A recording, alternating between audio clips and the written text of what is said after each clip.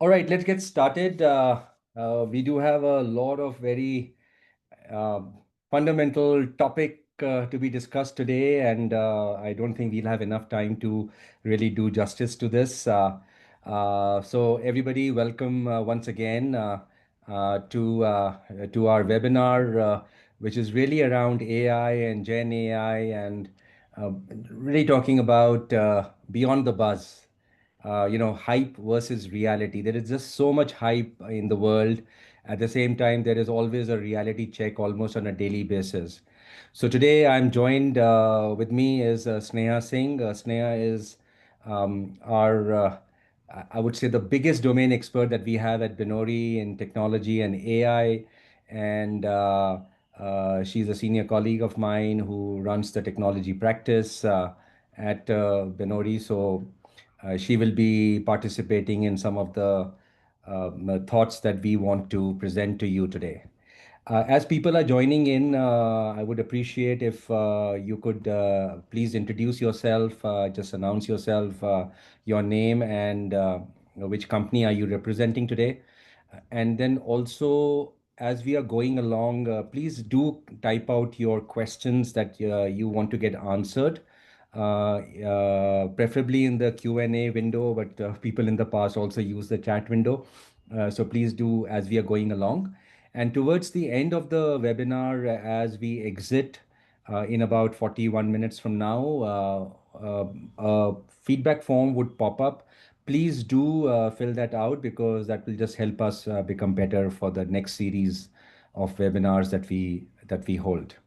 So once again, welcome to this very important topic around AI. How much is hype? How much is reality? Um, so for the first maybe 20 minutes or so, I would take you through the evolution of the AI wave, making some sense of it. What are the drivers for why this whole entire industry is exploding, if I may call it an industry? And then what has been the impact on five or six sectors? And then what are the fundamental questions and the basic strategic and operational questions that most executives and their teams are facing these days? And then I would hand it over to Sneha, where we can talk a little bit about our experience and some case studies on how we have helped our clients with these questions. Okay, so with that, let's first talk about really the evolution. So if you really think about it, 75, 80 years back, probably the word technology as we understand it today did not exist. And today it's ubiquitous, is omnipresent. It's in every sphere of our lives. And, the population on the planet is just a little bit over 8 billion. So we are basically saying that in today's world, technology is impacting and shaping the lives of almost every human being, whether it's a baby, whether it's a teenager, whether it's a young person, whether it's a middle-aged person or an older person, right? So, over a period of 75 years, how much have things changed? And in fact, while we were preparing for this webinar, we ourselves were somehow shocked, or let me put it this way, pleasantly surprised to see how impactful technology is in our daily lives. So, from an era of digital calculators and mainframes, 1950 to 1980, we went through 20 years of PCs, productivity softwares, dot-com boom, and then subsequent bust. And then 20 years from 2001 to 2020 was about smartphones, with the iPhone being launched, the cloud, digital platforms, and then e-commerce, UX, content, marketing, all of that really, really got disrupted and scaled up. The last 5 years, if the I mean, the development in the last 5 years has probably been more impactful than in the previous 20 years. Rapid machine learning breakthroughs, AI democratization, and a whole loss around jobs, and of course Right now, there is a lot of panic in the world around job losses and job creation and what will happen. Um, as we speak, middle of 2025, 60% of all enterprises that were surveyed had piloted some amounts of agentic AI. 77% included human in the loop, which is a big thing because there have been so many concerns around, is AI hallucinating? Is AI delusional? So having the human in the loop is not a nice thing to have, is a must thing to have. In the future, people are talking about quantum enabled future towards AGI, autonomous systems. Um, and what will happen in the future, nobody knows, but at least all signals are directing in with the basic point that things are only going to accelerate, and that's why we have shown this as an upward sloping curve. So normally you would assume that things would plateau out, but I think this is the beginning of the next phase of non-linear growth. Right. So I don't think much of this would be surprising, but really the magnitude and the numbers here are mind-boggling. So already 70 countries in the world have fairly deep AI strategies and policies. We are expecting a net growth to the global economy and GDP impact of $15 trillion over the next 5 years because of AI. One third of all venture capital in the world last year, which is about $110 billion, went into AI. And Nvidia crossed $4 trillion of market cap last week. It's obviously become the most valuable company on the planet, and it is just about to cross India's GDP. So it is a mind-boggling number. One company is, in terms of market cap, is bigger than the entire GDP of this country of 1.4 billion people. So this is mind-boggling, and all of this is happening because of AI. And 78% organizations have been using AI in at least one business function. And this number just a year back was 55%. This is a McKinsey report. McKinsey had done some survey around this.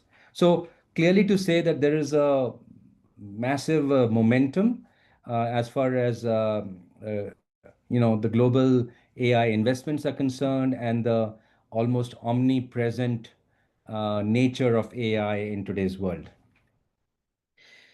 Now, what is driving this? Again, a lot of this should not be of any surprise, but when you think about it, the entire ecosystem which is driving the growth of AI, and we are calling it a revolution.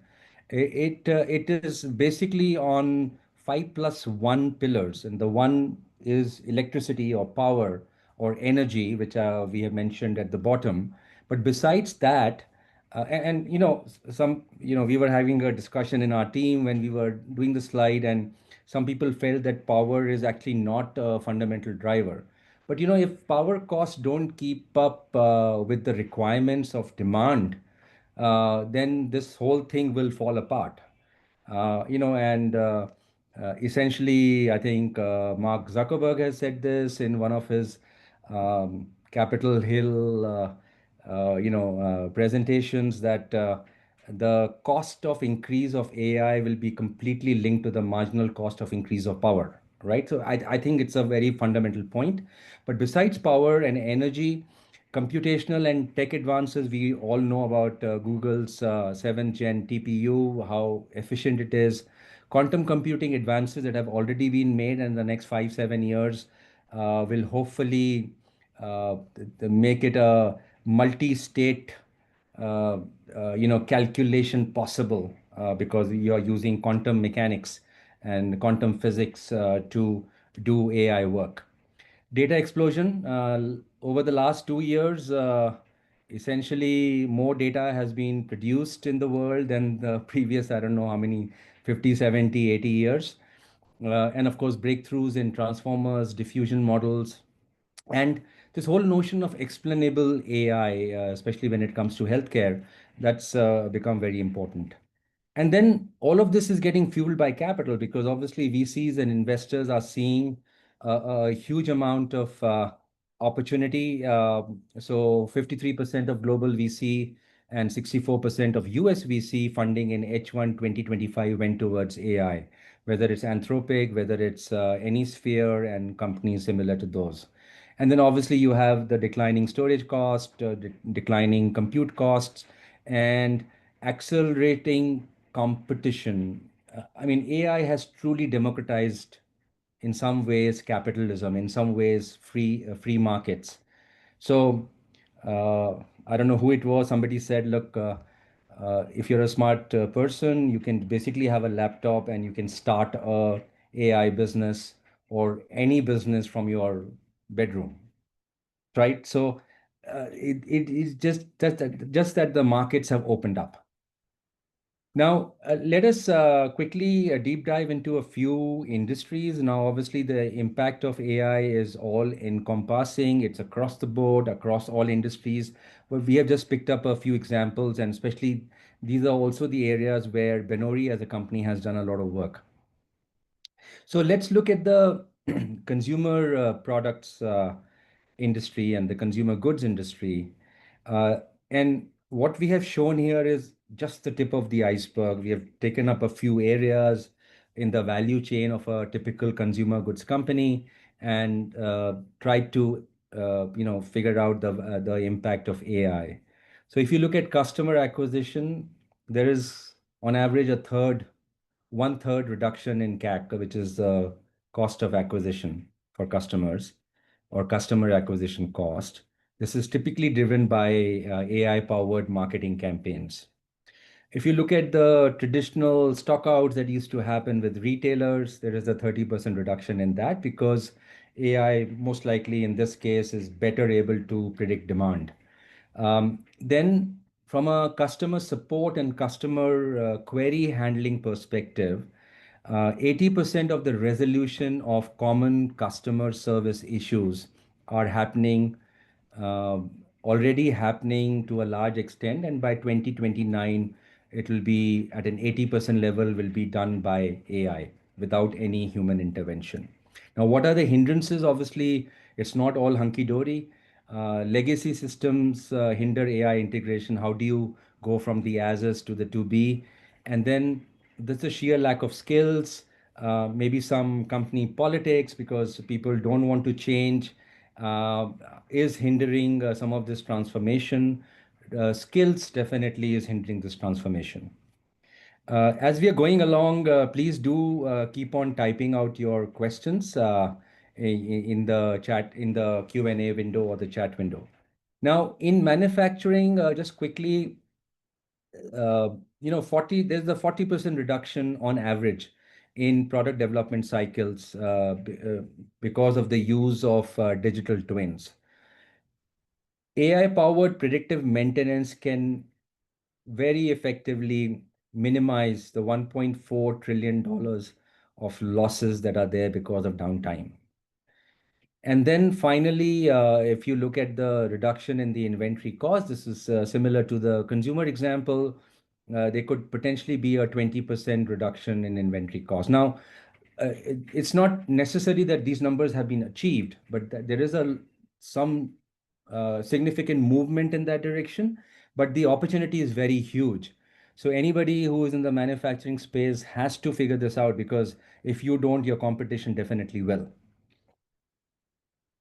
Uh, Healthcare, this is a matter of life and death. This is a matter of longevity. This is a matter of productivity.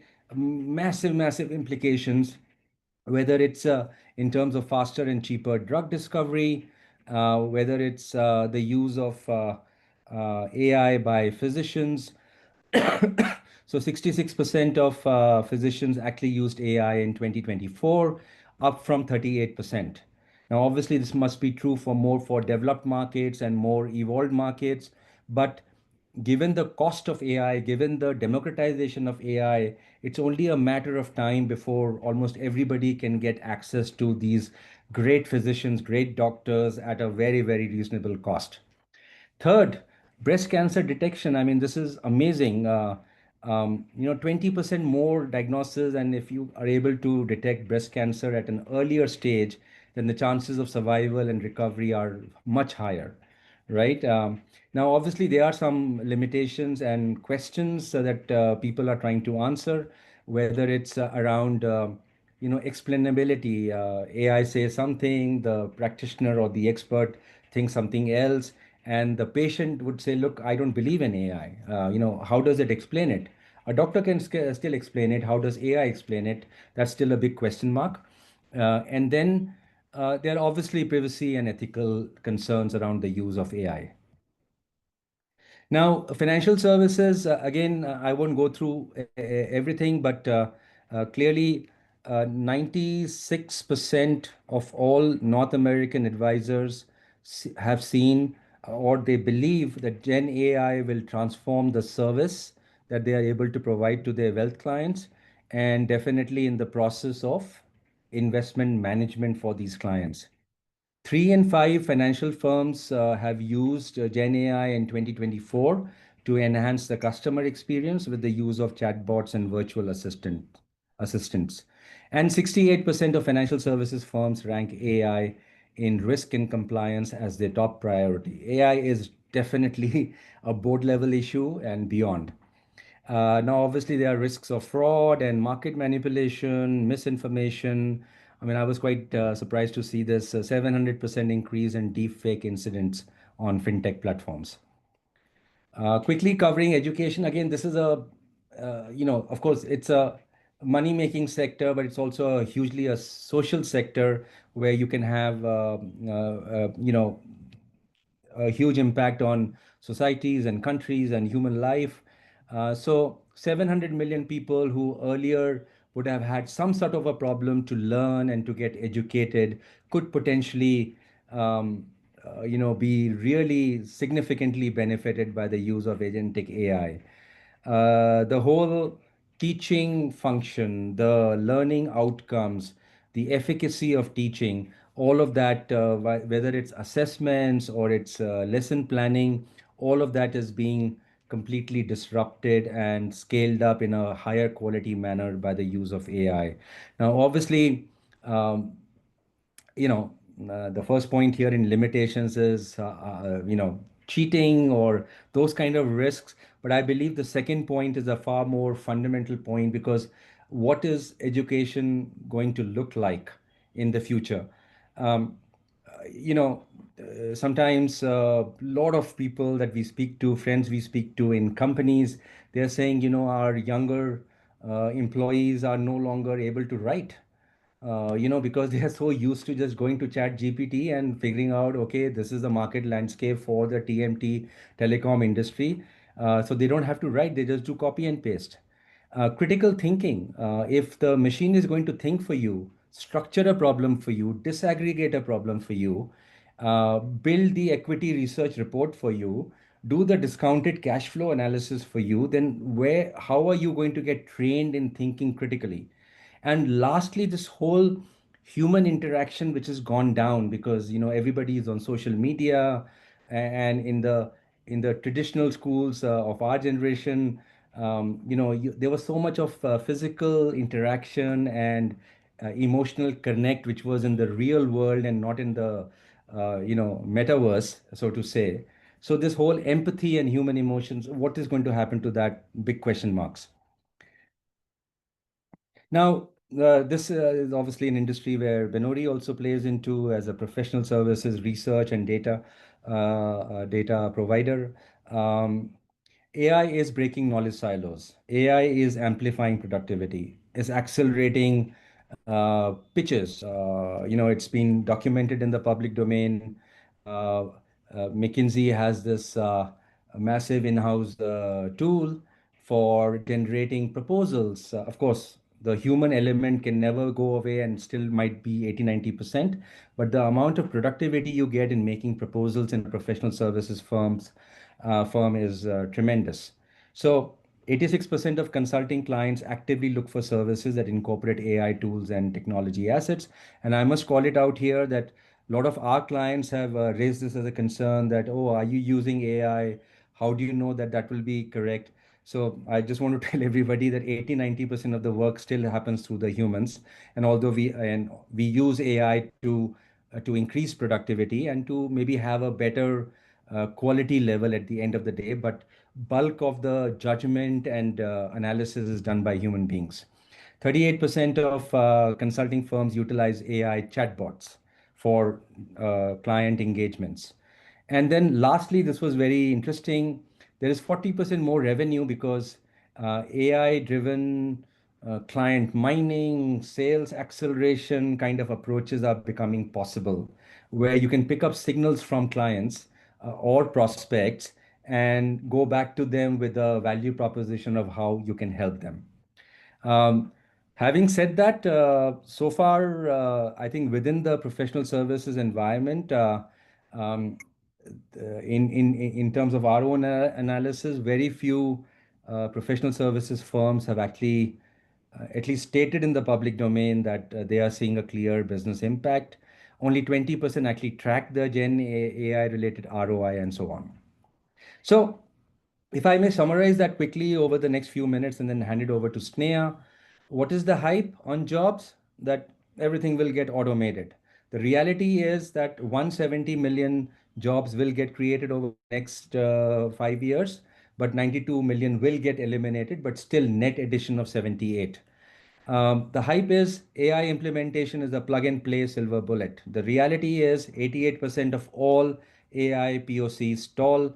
40% of agentic AI projects are expected to fail by 2027. Adoption. Everybody is saying hype that AI is fully integrated across the value chain and so on. The reality is only 1% of companies have scaled AI across workflows. Hype, autonomous disruption, machines will surpass human intelligence. The reality is 70% of tasks are not performed successfully by AI. Okay, so questions for countries are around, what are countries doing, launching adaptive national AI missions and so on. Companies, and that's where Benori also plays. Clearly, you have to prioritize your strategic use cases, upskilling and reskilling, adopting a test and learn approach, and so on. And by the way, for individuals also, we know about that. Now, if you're a company, then what is bothering you? What impact does AI have on my sector? How do I stay ahead in this era? How in my industry ecosystem, how should I think about partnerships? How do I think about customers? How do I think about competition? Right? And this is sort of the stack, if you will. We start with AI hardware, cloud, foundational models, application providers, and top of that, knowledge service providers, consulting firms, and everybody sort of plays from that point of view. Okay, now I think this is a good segue. Let me hand it over to Sneha. She will just take us through how we are using all of these drivers, all of these forces at work with our clients, and so on, and how we can add value. Sneha? Thank you, Ashish. So, before we get into details around each interesting question that Ashish had put forward for what the companies look answers for, let's quickly dive into how we at Benori embed AI in our workflow. So, AI and role of us as analysts, they go hand in hand at every stage of the knowledge services value chain. So, from generating innovative ideas to extracting information from all the different digital sources to ultimately processing and analyzing for insight generation.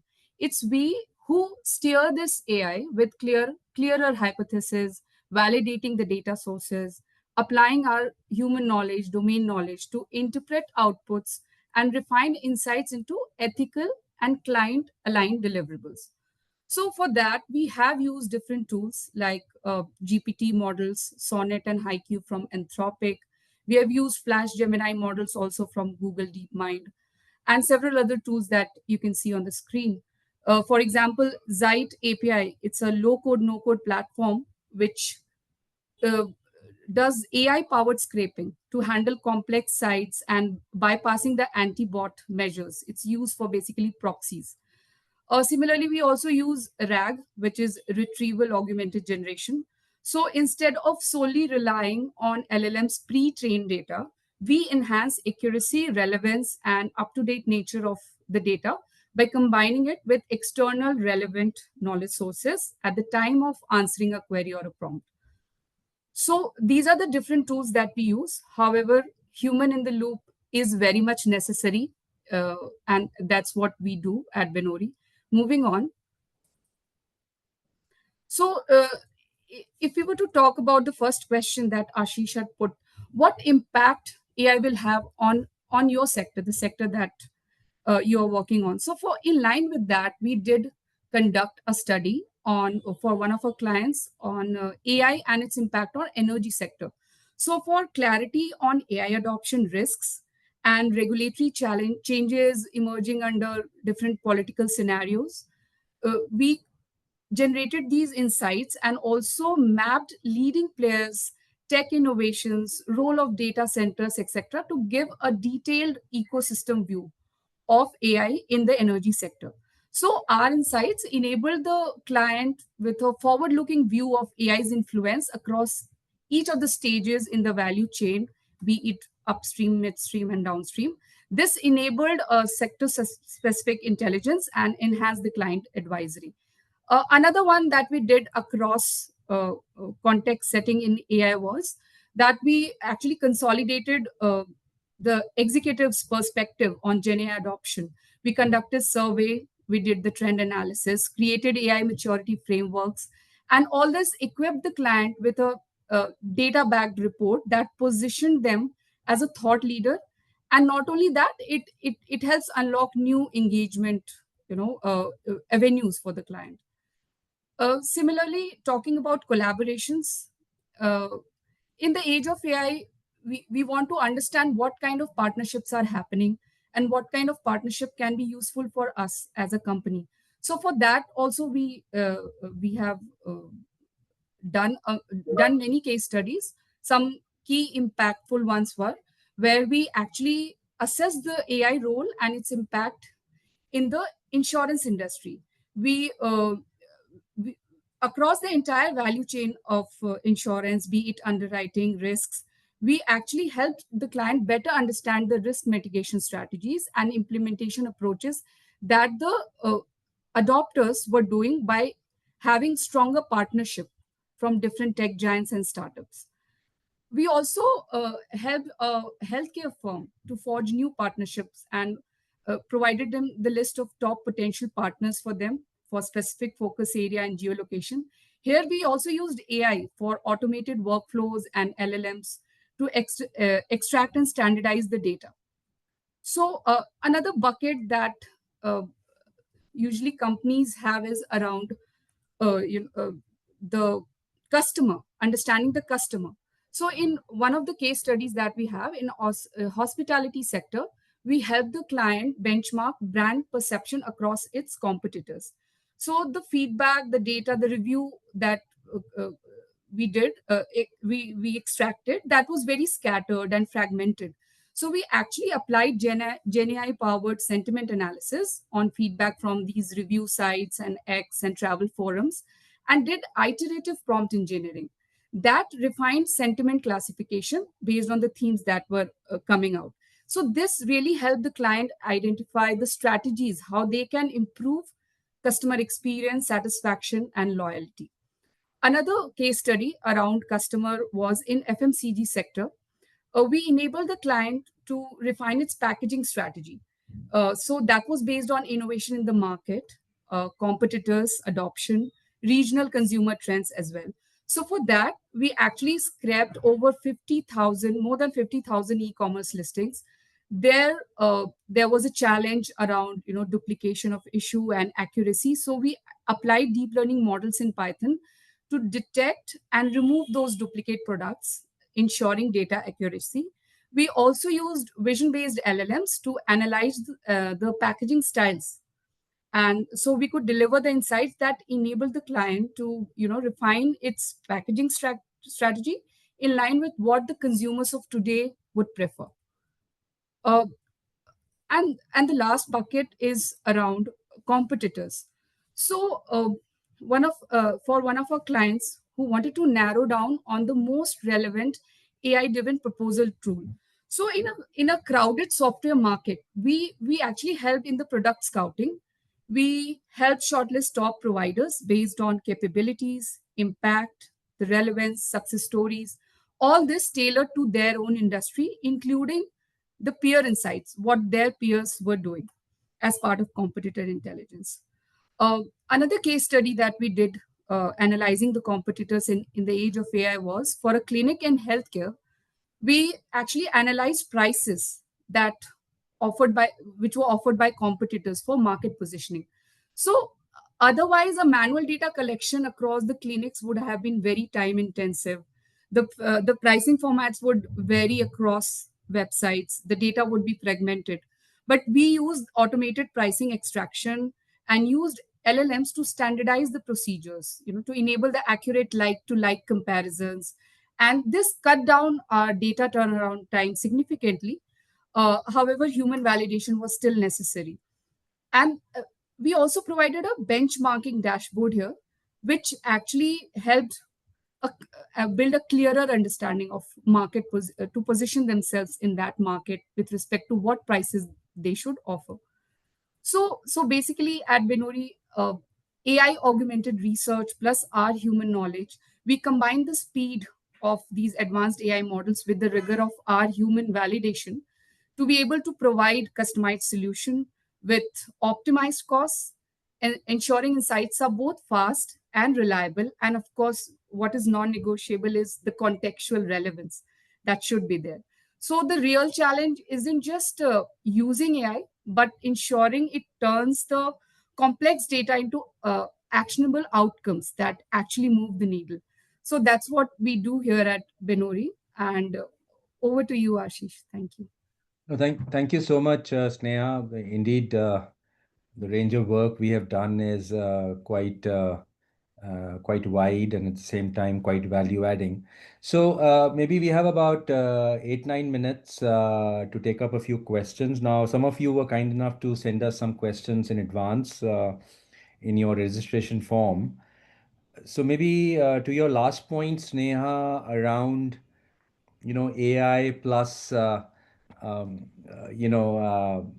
human in the loop dynamic. So one question that somebody asked is, being a researcher, how can we build trust on AI's outcomes as there is a lot of uncertainty about its authenticity? So how would you answer that?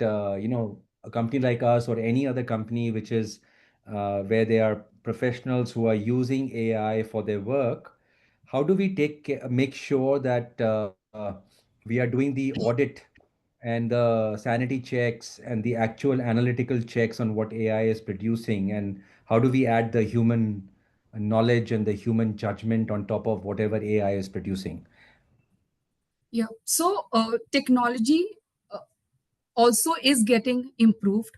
But apart from that, as a human validation, suppose the some case studies that we talked about having a complex data and a large volume of data.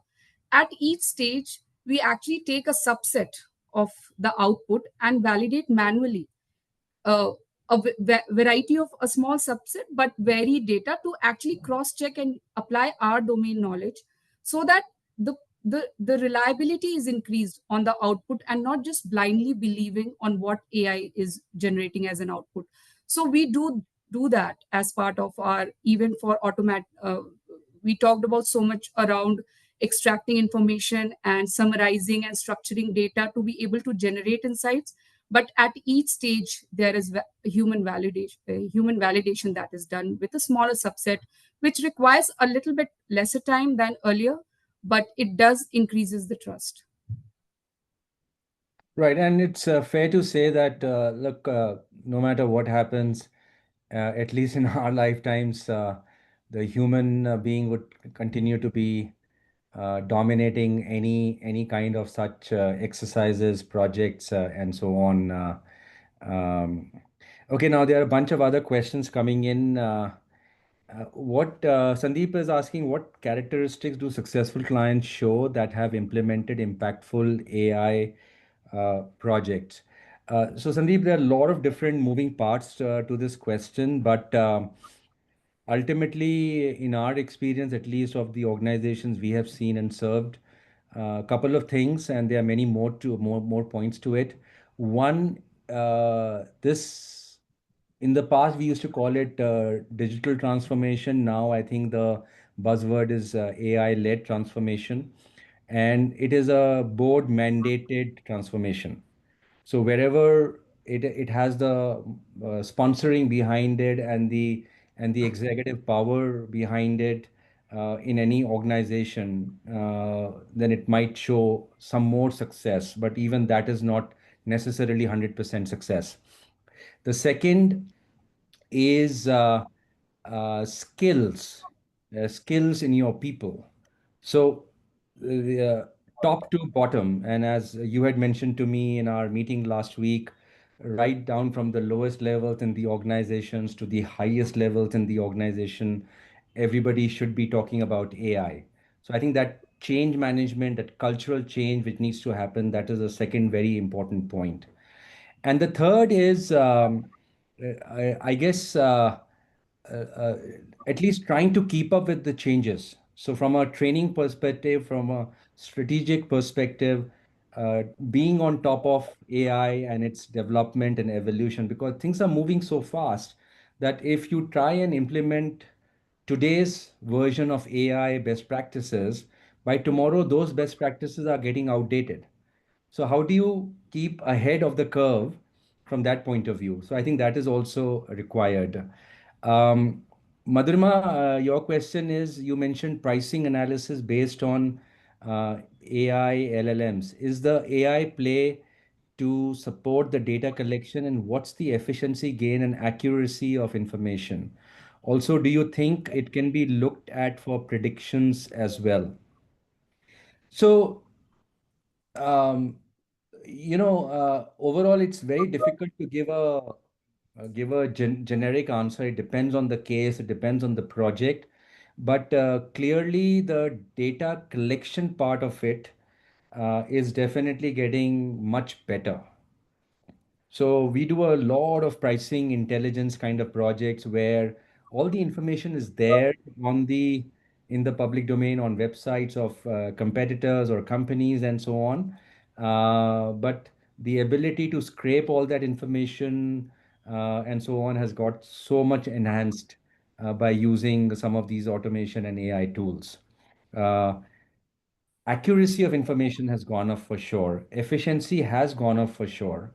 But at the end of the day, you still need a large team on a large project of human beings to be able to do a triangulation, do a quality check ourselves.